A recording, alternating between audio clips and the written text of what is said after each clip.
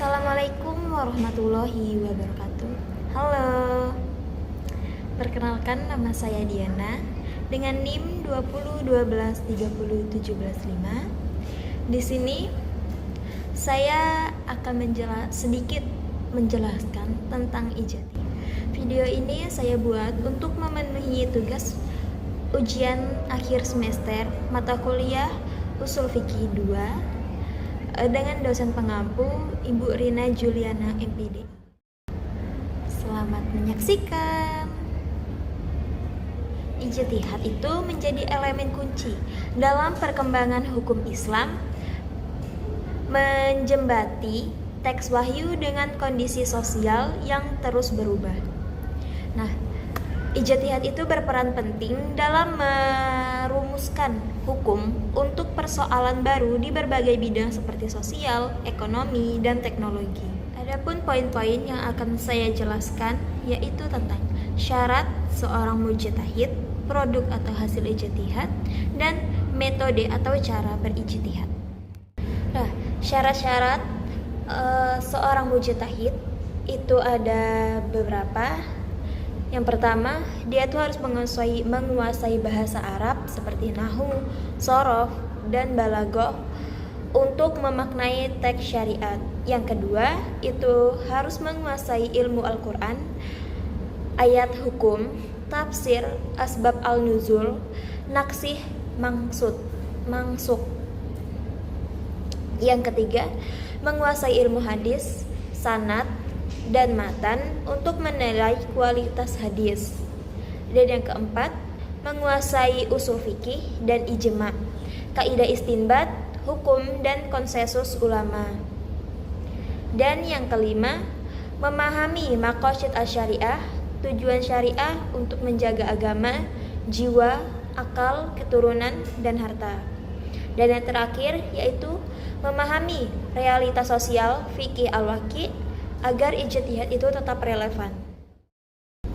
Adapun produk atau hasil ijtihad yaitu yang pertama, fatwa tentang pendapat hukum yang tidak mengikat secara hukum tetapi memiliki otoritas moral. Yang kedua ada keputusan hakim, putusan dalam peradilan yang bersifat mengikat bagi pihak yang berperkara.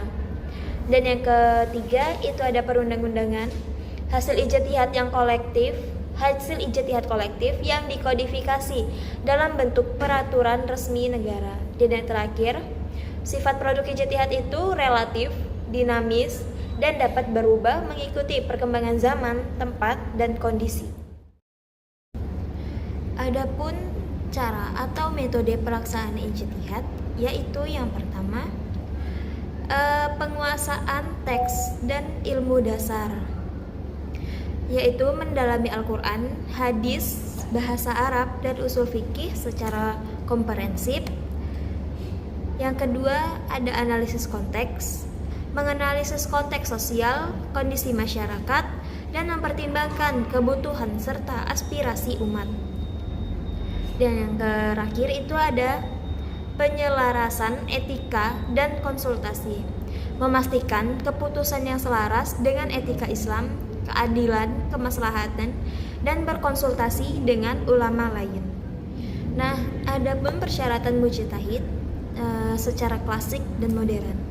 Nah, perspektif klasik itu ulama klasik seperti Al-Ghazali dan Al-Amidi menekankan penguasaan Al-Quran, hadis, bahasa Arab, dan ushul fikih sebagai pondasi utama untuk menetapkan hukum. Tetapi menurut relevansi modern seperti Wahbah Juhaili menambahkan kemampuan untuk memahami realitas sosial sebagai syarat krusial agar ijtihad yang dihasilkan itu tetap relevan dan aplikatif di era kontemporer dengan berbagai persoalan yang baru. Nah, adapun pandangan ulama, menurut Imam Syafi'i, mujtahid itu harus memahami nasikh dan mansukh dalam Al-Quran dan hadis untuk menghindari penggunaan dalil yang sudah tidak berlaku.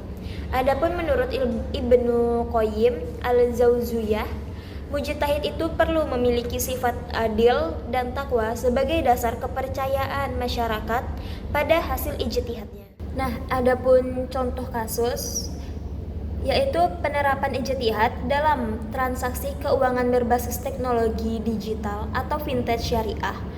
Menuntut mujtahid tidak hanya menguasai fikih klasik, tetapi juga aspek teknis platform digital untuk mendeteksi potensi riba atau gharar. Ini itu menggarisbawahi bahwa relevansi fikih al-waqi itu di era modern. Solusi usul fikih, maslahah dan maqasid. Menurut kaidah al-dararo wal diroro, tidak ada kemudaratan dan tidak boleh menimbulkan kemudaratan. Nah, ijtihad yang berlandaskan maslahah dan maqasid al-syariah memastikan hukum Islam tetap relevan dengan kebutuhan zaman tanpa menyimpang dari prinsip-prinsip syariah yang telah ditetapkan oleh Allah Subhanahu wa taala. Nah, adapun kesimpulan singkatnya, ijtihad itu merupakan satu kesatuan sistem syarat, metode, hasil untuk menjaga relevansi hukum Islam. Standarisasi kompetensi mujtahid itu sangat krusial guna mencegah ijtihad yang tidak sah oleh pihak yang tidak kompeten. Nah, lembaga seperti MUI, NU, dan Muhammadiyah itu menerapkan ijtihad kolektif itu sebagai solusi di Indonesia. Sekian video saya.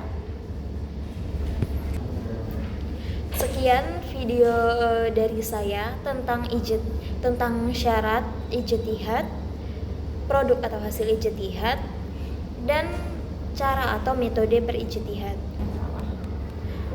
Saya minta maaf jika ada kata-kata saya yang salah. Saya akhiri. Wassalamualaikum warahmatullahi wabarakatuh. Bye bye.